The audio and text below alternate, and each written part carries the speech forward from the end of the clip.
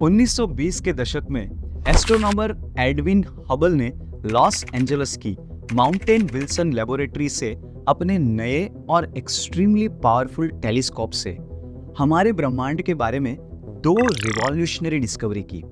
First, Edwin Hubble ने observe किया कि milky way is not the only Galaxy. उन्होंने देखा कि रात के साफ आसमान में दूर दूर दिखने वाले क्लाउडी ऑब्जेक्ट्स वास्तव में दूर दूर की गैलेक्सीज हैं, और मिल्की वे ऐसे करोड़ों गैलेक्सीज में से जस्ट एक गैलेक्सी है। और हबल की दूसरी डिस्कवरी थी कि ये सारी करोड़ों गैलेक्सीज एक दूसरे से दूर जा रही है, which means our universe is expanding.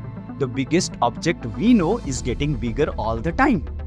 Edwin Hubble की इस डिस्कवरी के कुछ ही सालों बाद 1927 में बेल्जियन कैथोलिक प्रीस्ट जॉर्ज लिमेटर ने डिस्कवर किया कि दूर की गैलेक्सीज नजदीक की गैलेक्सी से ज्यादा स्पीड से दूर जा रही है। इस ऑब्जर्वेशन का मैथमेटिकल डेरिवेशन हबल लिमेटर लॉ के नाम से जाना जाता है। लिमेटर ने अपने इस ऑब्जर्वेशन के ऊपर रिवर्स कैलकुलेशन करते हुए पॉपुलर साइंस मैगजीन के दिसंबर 1932 इश्यू में एक आर्टिकल पब्लिश किया।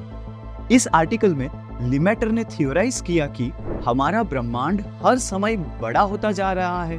इसका मतलब ये हुआ कि बहुत सालों पहले ब्रह्मांड छोटा था और बहुत बहुत बहुत बहुत सालों पहले हमारा ये ब्रह्मांड एक छोटे से बिंदु में समेटा हुआ था।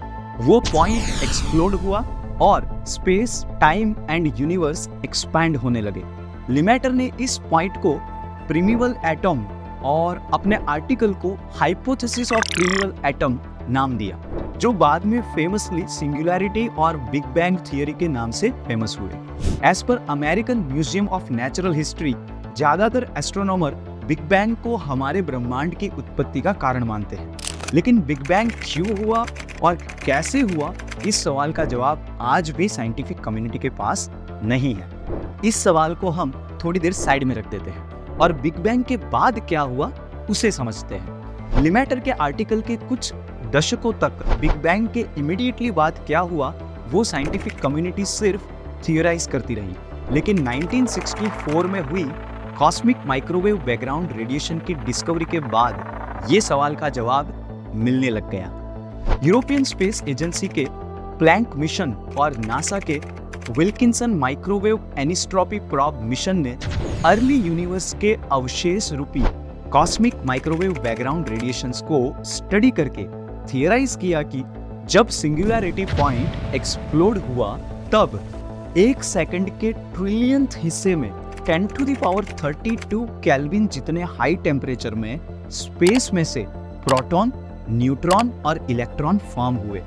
जैसे स्पेस एक्सपैंड हुआ, अगले 3 मिनट में ब्रह्मांड का टेम्परेचर 10⁻32 से 10⁻9 तक गिर गया और प्रोटॉन एंड न्यूट्रॉन कोलाइड होकर ड्यूटेरियम फॉर्म करने लग गए। ड्यूटेरियम हाइड्रोजन का एक स्टेबल आइसोटॉप है। इस ड्यूटेरियम का अधिकांश भाग मिलकर हीलियम गैस बनाने लगा। ये प्रक्रिया करीबन 3,80,000 साल तक चलती रही। उसके बाद इलेक्ट्रॉन न्यूक्लियाई से जुड़कर न्यूट्रल एटम्स बनाने लगे। बिग बैंग के करीबन 40 करोड़ साल के बाद, जो कि यूनिवर्स का डार्क एज पीरियड कहा जाता है, उसके बाद ये गैस एलिमेंट्स मिलकर फायरी स्टार्स और गैलेक्सीज फॉर्म करने लगे। फाइनली ये फायरी स्टार्स कूल डाउन होकर लिक्विड और सॉलिड मैटर फॉर्म करने लग गए। बिग बैंग के बाद हुई प्रोसेस को यदि हम ब्रीफ में स्टडी करें तो देख सकते हैं कि एक सीक्वेंस में चीजें फॉर्म हुई है। सबसे पहले स्पेस, देन स्पेस में इंडिविजुअल एटम्स यानी एयर, देन एयर में से फायरी स्टार्स यानी फायर, और ये स्टार्स के टेम्परेचर डाउन हुए तब लिक्विड और सॉलिड एलिमेंट्स यानी अर्थ। अब यहाँ पे हम करीबन 5000 साल पहले भगवान श्री कृष्ण द्वारा बोली गई भगवत गीता के 7वें अध्याय का 4था श्लोक याद कर सकते हैं। भूमिर आपो नलो वायु खम मनो बुद्धिर एवच। खम यानी स्पेस, वायु यानी एयर, अनलह यानी फायर, आपह यानी वाटर या लिक्विड, एंड भूमि यानी अर्थ और सॉलिड एलिमेंट्स। भगवान कृष्ण एग्जैक्ट सेम सीक्वेंस में कहते हैं कि भूमिर आपो यानी अर्थ एंड लिक्विड, अनलह यानी फायर में से आए हैं। फायर वायु यानी एयर में से, और एयर खम यानी स्पेस में से आए हैं। और स्पेस किस में से आई? इस सवाल का जवाब भी भगवान श्री कृष्ण इसी श्लोक के नेक्स्ट लाइन में देते हैं। अहंकार इति यम में भिन्न प्रकृति अष्टधा। श्री कृष्ण कहते हैं ये सब कुछ मुझसे ही आया है और मेरे ही भिन्न प्रकृति है। अब जिस सवाल को मॉडर्न साइंटिस्ट के साथ साथ हमने भी थोड़ी देर साइड में पार्क कर दिया था, उसको वापस लेकर आते हैं। सवाल था कि अगर वास्तव में बिग बैंग हुआ था तो बिग बैंग क्यों हुआ था और कैसे हुआ था। श्रीमद् भागवतम के दूसरे स्कंद के 5वें अध्याय में श्लोक नंबर 22 से लेकर 40 तक हमें एग्जैक्ट डिटेल्स मिलती हैं। यहाँ बताया गया है कि स्पिरिचुअल स्काई में भगवान श्री कृष्ण मटेरियल क्रिएशन के लिए महाविष्णु के फॉर्म में एक्सपैंड होते हैं और टाइम को मैनिफेस्ट करते हैं। यानी भगवान ने सबसे पहली चीज जो बनाई वो है टाइम।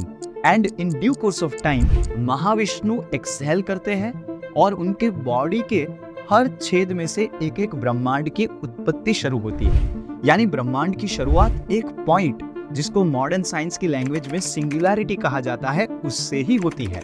लेकिन ये शुरुआत एक रैंडम ब्लास्ट या बिग बैंग से नहीं, बट भगवान महाविष्णु के एक्सहेलेशन से होती है।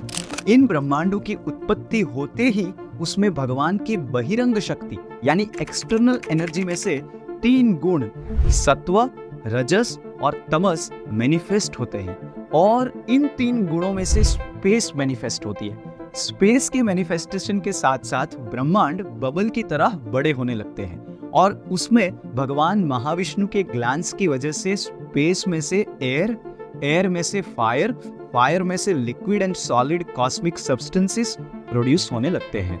और यही 5 fundamental elements space, air, fire, liquid और सॉलिड मैटर मिलकर हमारे पूरे ब्रह्मांड के नॉन लिविंग सेगमेंट की रचना करते हैं।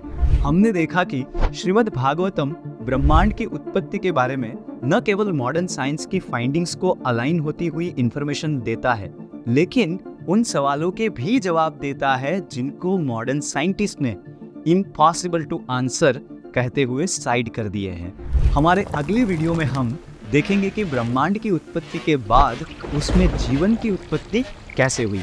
Thank you very much. Hare Krishna.